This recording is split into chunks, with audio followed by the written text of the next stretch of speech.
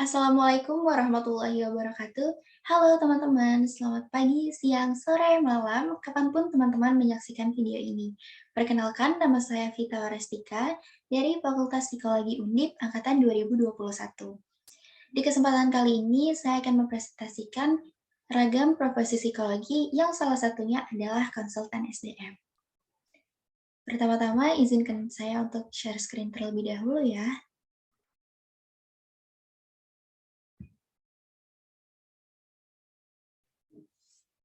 Baik, ini dia materi yang akan kita bahas. Oke, jadi isi dari presentasi ini bersumber dari Bapak Adriano Ruspi, seorang konsultan SDM dan pendidikan. Pada tahun 1995, ia menjadi seorang konsultan SDM. Lalu, pada tahun 2004 hingga sekarang, barulah ia menjadi seorang konsultan SDM dan pendidikan. Nah, ini dia pokok bahasan yang akan kita bahas kali ini nih, dari konsultan SDM. Yang pertama, apakah harus lanjut ke jenjang S2? Yang kedua, deskripsi kerja. Yang ketiga, hard skill. Yang keempat, soft skill. Yang kelima, peluang dan strategi. Yang keenam, tantangan dan hambatan. Yang ketujuh, standar biaya atau pendapatan. Dan yang terakhir, suka duka menjadi seorang konsultan SDM. Oke, langsung saja kita masuk ke pembahasan pertama, yaitu haruskah melanjutkan ke jenjang S2 untuk menjadi seorang konsultan SDM? Jawabannya tidak. Jadi, seorang konsultan SDM itu tidak harus mengambil jenjang S2. Bisa dari S1, lalu mengambil training atau khusus tertentu. Nah, menjadi konsultan SDM ini juga tidak hanya seseorang yang berlatar belakang psikologi, bisa dari pertanian, manajemen, dan yang lainnya. Namun, alangkah lebih baiknya seseorang itu mengambil S2 profesi untuk menjadi seorang konsultan SDM. Lalu selanjutnya adalah deskripsi kerja. Sebenarnya konsultan SDM itu apa sih? Konsultan SDM adalah seorang tenaga kerja profesional yang bertugas untuk meningkatkan kualitas SDM, menempatkan SDM sesuai dengan kompetensinya, mengelola SDM, lalu kemudian mensinergikan SDM hingga menghasilkan teamwork yang baik. Selanjutnya, hard skill yang diperlukan oleh konsultan SDM. Kira-kira apa aja nih? Nah, di sini teman-teman bisa lihat. Yang pertama adalah memahami manusia. Jadi, konsultan SDM itu harus memahami manusia terlebih dahulu. Kayak seperti memahami apa potensinya, kekuatannya, dan kelemahannya. Lalu yang kedua adalah memahami organisasi. Setelah memahami manusia, konsultan harus memahami organisasi supaya ia bisa menempatkan seseorang di tempat yang tepat, seperti istilah the right person in the right place. Nah, yang terakhir adalah memiliki wawasan yang luas. Lanjutnya, kita masuk ke soft skill. Yang pertama, konsultan SDM ini harus memiliki empati dan kepedulian yang tinggi. Ia harus peduli masalah dan kebutuhan apa yang diperlukan oleh kliennya. Yang kedua adalah percaya diri. Seorang konsultan SDM harus memiliki kepercayaan diri. Tidak mungkin dia menjadi konsultan kalau dia tidak percaya diri. Dia harus percaya, dia harus yakin bahwa ia bisa memecahkan masalah, memberikan pertolongan atau rekomendasi, dan membantu kliennya untuk mengambil jalan keluar dari masalah-masalah yang dihadapi. Yang ketiga adalah memiliki rasa ingin tahu dan belajar yang tinggi.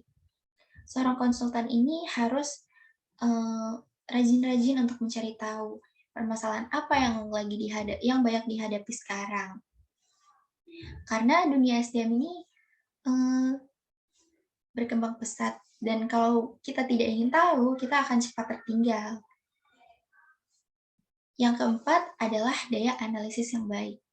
Seorang konsultan SDM harus memiliki daya analisis yang baik.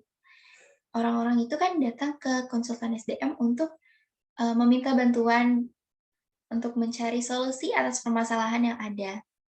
Dan terkadang permasalahannya itu tidak hanya satu, terkadang ada bermacam-macam permasalahan yang datang ke konsultan.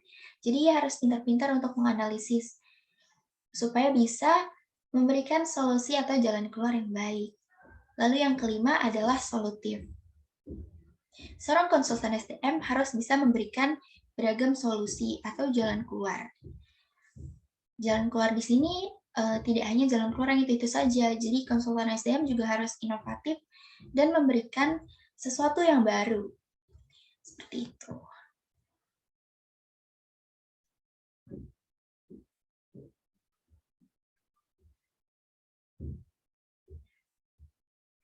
Baik, selanjutnya kita masuk ke peluang dan strategi.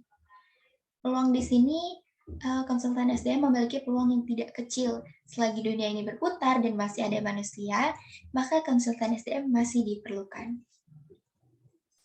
Lalu strategi apa saja nih yang diperlukan oleh konsultan SDM? Nah, yang pertama adalah belajar psikologi. Dalami ilmu psikologi dengan sebaik-baiknya. Yang kedua, mencari pengalaman kerja atau magang sebagai asisten konsultan senior. Jadi sebelum kita menjadi konsultan, kita lebih baik bekerja terlebih dahulu atau magang. Yang ketiga, memperbarui pemahaman tentang masalah SDM yang sedang terjadi, seperti permasalahan saat ini yaitu COVID-19. Karena masalah itu bisa menjadi peluang bagi konsultan SDM. Yang keempat, upgrade diri dengan mengikuti berbagai macam training. Baik, pembahasan selanjutnya adalah tantangan dan hambatan yang dihadapi oleh konsultan SDM. Yang pertama adalah ketika konsultan itu belum dikenal, belum memiliki reputasi dan prestasi.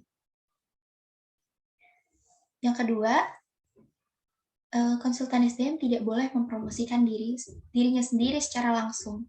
Lalu, bagaimana ia bisa dikenal, apalagi kalau yang belum memiliki reputasi? Nah, konsultan SDM ini bisa mempromosikan dirinya secara tidak langsung dengan rajin-rajin menulis di media sosial seperti Facebook atau menulis di koran. Nah, dengan ini, ketika ia mendapat klien dan kliennya itu merasa puas, klien tersebut biasanya akan memberikan informasi tersebut ke orang lain. Nah, jadi istilahnya kayak bisik-bisik dari mulut ke mulut gitu. Lama-lama konsultan SDM ini akan lebih dikenal lagi. Yang terpenting ketika ia mendapatkan klien, ia memberikan kualitas dirinya yang terbaik supaya ia bisa dipercaya dan dikenal lagi supaya dia bisa memiliki reputasi dan dikenal luas. Seperti itu. Lalu yang ketiga adalah ketika lembaga yang mempekerjakan dia atau memakai jasanya itu turut ikut campur. Jadi lembaga ini turut ikut campur gitu ketika konsultan SDM ini memberikan solusi atau mereka sedang konsultasi. Karena pada dasarnya konsultan SDM ini independen, jadi ia tidak boleh diatur-atur. Yang keempat, adanya pesaing dari dunia non-psikologi dengan perspektif yang luas. Nah, seperti yang saya bilang tadi, konsultan SDM ini tidak hanya orang-orang yang berlatar belakang psikologi, ada banyak orang-orang yang berlatar belakang non-psikologi yang menjadi konsultan SDM. Sehingga, dan mereka hebat-hebat, sehingga mereka lah yang menjadi pesaing bagi kami dari latar belakang psikologi. Lalu yang kelima adalah konsultan SDM tidak boleh perang harga atau banting harga, karena ini bukan bisnis. Baik, yang selanjutnya adalah standar biaya atau pendapatan yang didapatkan oleh konsultan SDM. Di sini ada dua, yaitu dari Bappenas dan Inkindo atau Ikatan Nasional Konsultan Indonesia. Pendapatan yang didapatkan oleh konsultan SDM ini dipengaruhi oleh setidaknya 5 faktor. Yang pertama adalah jam terbang atau pengalaman. Konsultan yang memiliki pengalaman atau jam terbang yang lebih banyak, tentu penghasilannya akan lebih besar.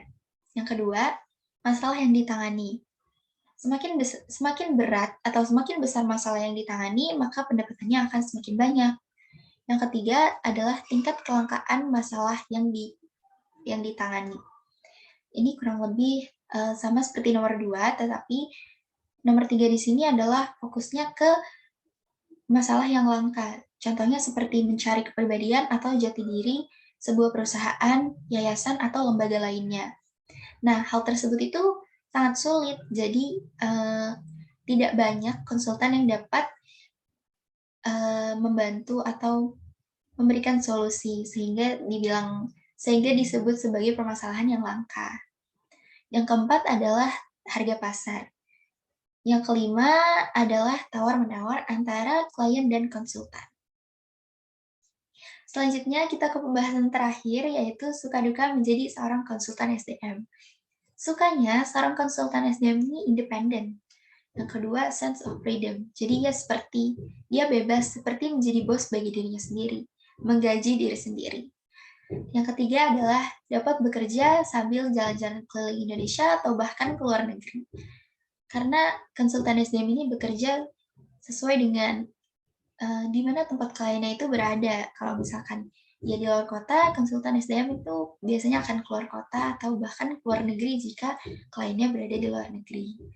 Jadi seringkali berpindah-pindah tempat. Lalu dukanya, jumlah klien yang dimiliki oleh konsultan SDM itu tidak menentu. Terkadang banyak, kadang sedikit, atau bahkan tidak ada klien sama sekali. Dan yang kedua adalah penghasilannya fluktuatif atau tidak menentu. Jadi konsultan SDM ini harus pintar-pintar, harus kreatif, inovatif untuk memiliki aktivitas-aktivitas yang baru. Baik, itu dia tadi presentasi yang dapat saya sampaikan. Selama penyampaian tadi, saya mohon maaf apabila terdapat banyak kekurangan atau salah kata. Terima kasih teman-teman sudah menyimak video saya. Sampai jumpa di kesempatan selanjutnya. Dah, wassalamualaikum warahmatullahi wabarakatuh.